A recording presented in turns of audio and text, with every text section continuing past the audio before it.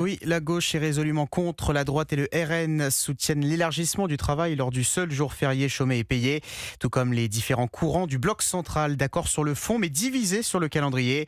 Le patron de Renaissance, Gabriel Attal, défendait ces dernières semaines un texte pour faire évoluer la loi dès cette année, texte bloqué par Sébastien Lecornu sous la pression des syndicats. Alors cette journée s'est muée en duel à distance entre le Premier ministre et son prédécesseur, Alexis de la Fontaine. Oui, et Gabriel Attal est venu soutenir une boulangerie artisanale ouverte ce 1er mai dans son fief de Vanves. L'occasion pour le patron de Renaissance de clarifier sa position sur l'ouverture des commerces les jours fériés. Je me bats pour que ceux qui veulent pouvoir travailler puissent le faire.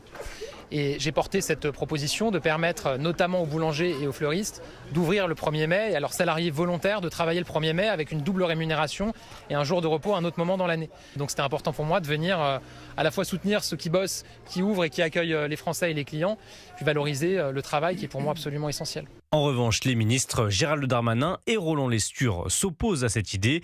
Pourtant, c'est la ligne officielle du gouvernement. Sébastien Lecornu est venu en personne en Haute-Loire avec Laurent Wauquiez soutenir les boulangers ouverts ce 1er mai.